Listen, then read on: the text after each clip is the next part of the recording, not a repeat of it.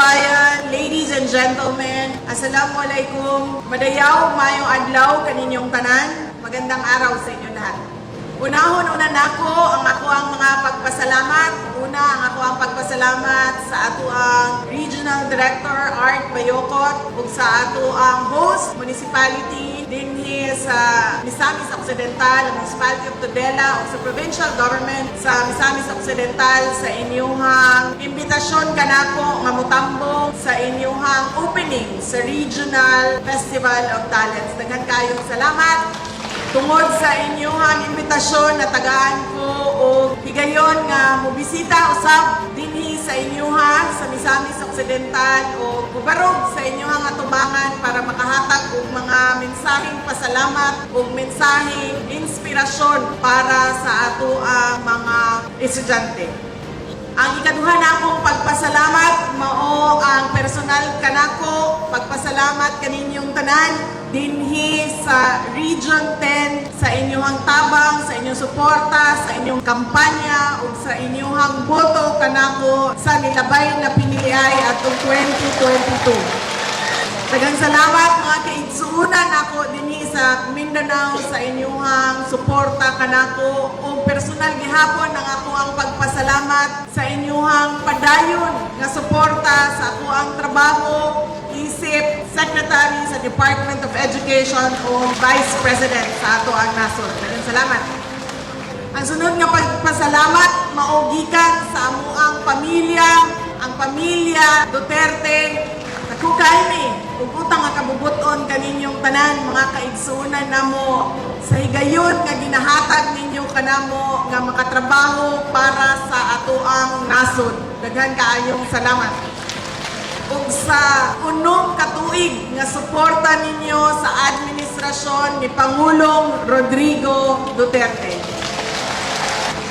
Ang sunod nga pagpasalamat mao ang gikan sa ako ang opisina, ang Office of the Secretary sa Department of Education, ang pagpasalamat namo sa provincial, local government unit, sa ato ang mga representatives sa House of Representatives, sa ato ang mga mayor ug tanan ng mga local government units nato dinhi sa probinsya sa Misamis Occidental, sa inyong suporta sa ato ang mga magtutudlo ug sa ato ang mga estudyante sa mga eskwelahan sa Department of Education. Daghang kayong salamat. Ug ang katapusang pagpasalamat gikan kay Pangulong Bongbong Marcos, nagpasalamat siya sa inyong suporta sa iyahang pangandoy, sa iyahang damgo nga bagong Pilipinas para sa ato ang nasod. Ang ako ang personal pod nga pagpasalamat sa ato ang choir ug sa ato ang songwriter sa inyong gisulat ug gikanta para nako. Daghang kayong salamat sa inyo. Kay bao mo usahay bayano kanang kapoy na gyud kayo ang kanang trabaho nako sa Department of Education. Usahay gina-question na nako ang ako ang existence aning kalibutan na ni nga makaingon na gyud ko usahay ngano wala na lang ko ni dagan og third term nako nga mayor sa syudad sa Davao. Pero anang kagabi alas 10 namin nahuman og meeting. Pagkahuman kaganinang kadlaw alas 2:45 AM ang ako ang alarm kay para mula ka umi sa balay o 3:13 AM para makaabot mi sa first flight padulong sa Cagayan de Oro. Pagkahuman paglanding na mo dito sa Cagayan de Oro, diretso mi og Butuan. Kay giatuan na mo ang kadtong mga eskwelahan nga nagpilot og matatag curriculum sa ilahang grades 1, grade 4 ug grade 7. Doon na po'y activity ang Vice Mayor's League dito sa Butuan City. Nagatubog ko pasalamat sa mga vice mayor ug sa ilahang ug pag-awhag kanila. Nagingon ko nga kung doon na sila'y tingog sa ilahang local school board, pwede ba masuportahan nila ang school-based reading program sa Department of Education. Pagkahuman, nilupad mi og isa ka oras o 1 hour and 5 minutes gikan Butuan padulong dinhi sa Tudela. Wala pa kibalo kung mahulog na ba ng chopper o dili pa. Una-una ka Ginoo mo na ba ni ang katapusang adlaw sa kuan kinabuhi. Kay usahay mo uyog ang chopper, usahay mo wala ang giyahang uyog, makaana ka kung muuyog ba ni mo, mauna ba ni ang ending aning adlaw ni pagkahuman dinhi sa inyo sa Tudela unya ko diretso mi dito sa Misamis Oriental kay mag-adto mi sa ato ang mga kaigsuonang Muslim, maghatag mi sa ilahang pahalipay para sa paghuman sa ilahang Ramadan, sa ilahang selebrasyon sa Eid al-Fitr. Munang pag makanungog ko mga ingana na kanta ma'am, unya makanungog ko usahay o kanang naimuhunghong sa ako o kanang padayon lang unya makita na ko ang mga learners, ang mga estudyante, ang mga bata, makita na ko nga luoy kaayo, kinahanglan gyud kaayo o dakong pagbago, reforms sa Department of Education. Muna makaana kong siguro insakto pa, tama pa ang ako ang pagtindog dinhi sa atubangan ninyo as Department of Education Secretary. So, salamat sa inyong paghatag o kusog kanako karong adlaw. I extend my warmest greetings to all the participant learners of the 2024 Regional Festival of Talents and the Department of Education Region 10, the host division of Misamis Occidental. I am very happy and excited to join this amazing gathering of talents and passion involving our elementary, secondary, and ALS students. Tinuod ko, kaganina nagpasalamat si RD Art sa ako. Yun siya, daghang salamat ha, kay Gianhi, yun minimo sa Regional Festival of Talents. So, moto nakaingon ko sa iya ha, RD, ikaw naman po'y nang-imbita na ako, ang ubang region, bisan Region 11 gani, wag gani kong i-imbita sa mga taga-Davao. Nalipay ko og dako, kaya makahatag ko og higayon nga mahatagan og inspirasyon ang ato ang mga learners para sa ilahang kaugmaon. First and foremost, congratulations to each and every one of you for being part of the Regional Festival of Talents. Your presence here speaks volumes of your dedication to excellence and determination to surpass limits. As we witness your skills and abilities on display, let us not forget the significance of this gathering. It is a chance for us to learn from each other, to grow together, most importantly, to inspire one another. Kung galing ni Art, duha lang ang naanimhi, ang mudaog o ang makakatkon, to win and to learn. Each of you brings a unique perspective and talent to this gathering, weaving together a colorful tapestry of creativity that enriches our community.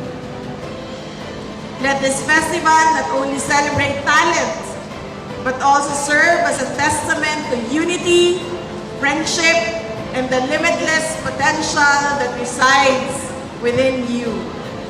I commend the Division of Misamis Occidental for embracing the challenge and opportunity of hosting this event, and I applaud the Department of Education Region 10 for their unwavering commitment to championing and celebrating the skills of our learners.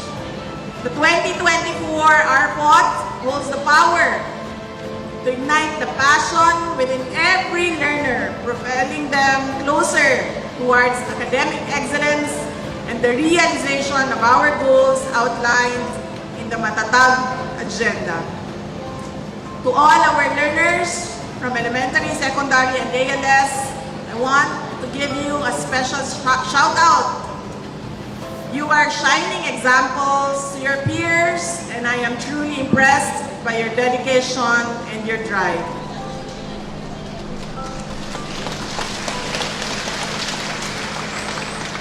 As representatives of your respective divisions, you are already champions in your own right. Congratulations sa ato ang mga mentors and ato ang mga coaches.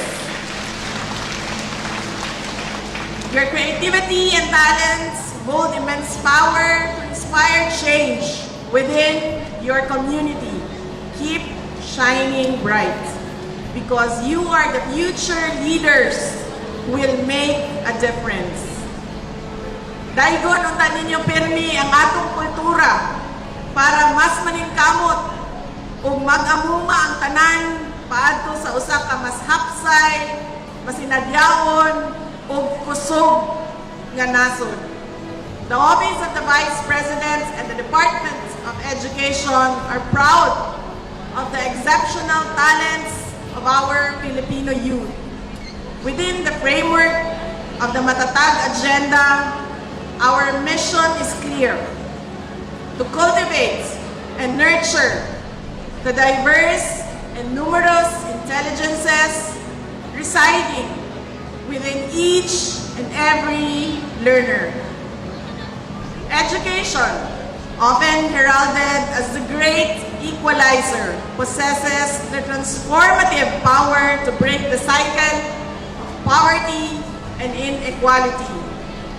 Nabaw mo, pag ang mga kabataan na ang ako ang kaistorya, ginapasimple na ako og sabot sa ilahang tungod sa kaimportante sa ilahang kinabuhi ang edukasyon. Pananglitan, kitang tanan linhi sa sulod aning gym, mga graduate of nursing, mao ni ang atuang graduation ceremony. Doon na tayo isa ka classmate nga ang ilahang pamilya wala maglisod. May kaya ang ilang pamilya, maayo ang ilahang negosyo, dako og kita, ang iyahang amahan, inahan, na ay negosyo, na pagtrabaho, doon na pag-sideline, wala siya maglisod sa iyahang pagkaon kada adlaw, wala siya maglisod, sobra-sobra ang iyahang baon, wala siya maglisod og bayad sa iyahang tuition para ma-eskwela og nursing. Ang atong isa ka classmate, gikan sa pamilya nga pobre, maglisod og pagkaon sa ilahang mga anak. Inadlaw lang ang kwarta nga muabot. Ang bata, usahay na ay kwarta, usahay wala, usahay makakaon, musulod sa eskwelahan, usahay di.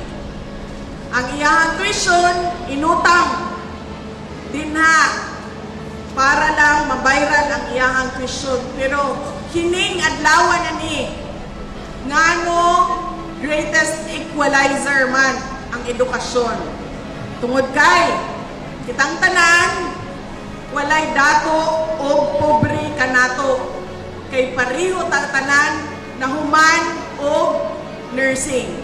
But pasabot kitang tanan duna nay oportunidad nga makatrabaho isip nurse o makasweldo o mas arang-arang kontra sa kung ang isa ka tawo wa mahuman o eskwela. Grade 2, grade 3 lang ang nahuman o eskwela. O kana ang pasimple na eksplanasyon nako sa mga kabataan nga unta inyuhang madam o mapasabot kanila ang importansya sa ilahang pagtuon o sa ilahang pagpaningkamot para sa ilahang edukasyon kay kana para sa ilahang kaugmaon. I also want to say a big thank you to all our teachers, coaches, and trainers who have been working so hard to help our contestants get ready. You are the real heroes, believing in each and every one of our learners and helping them reach for the stars. Daghang salamat sa inyong serbisyo sa ato ang kabataan.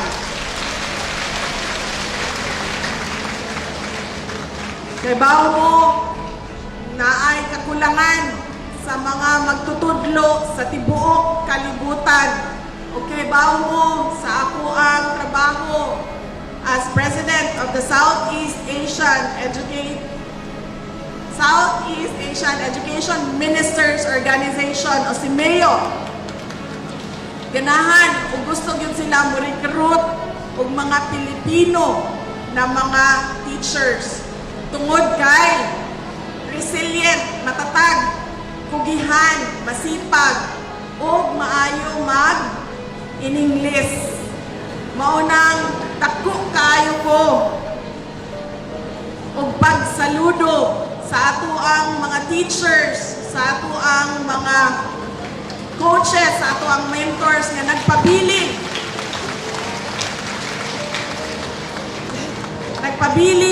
dinhi sa kainit sa ato ang nasod.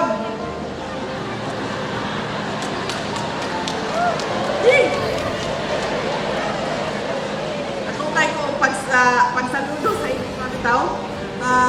Kay pwede man ta mo manlakaw, pwede man mo ato bisan asa nga nasod dako kaayo og sweldo, pero kamo gipili ninyo nga mo serbisyo dinhi sa ato ang nasod.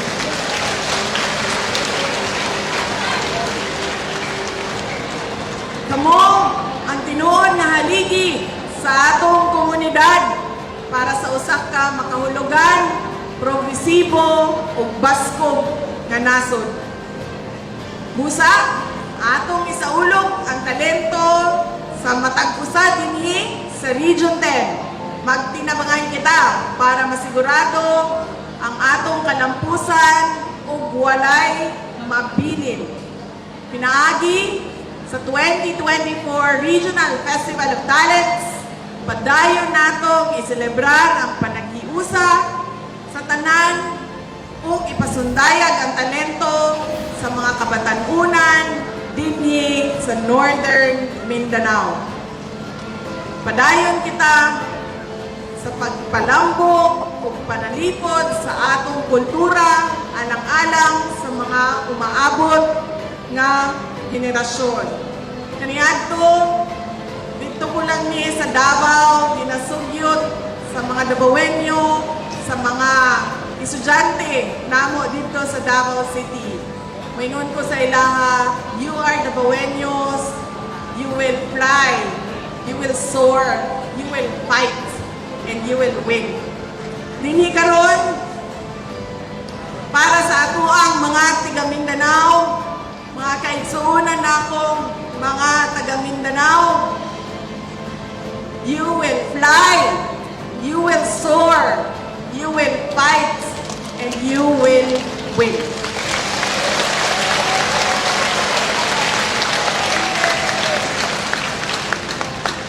Mga kababayan, patuloy po tayo maging matatag tungo sa pagtaguyod ng isang bansang makabata at mga batang makabansa.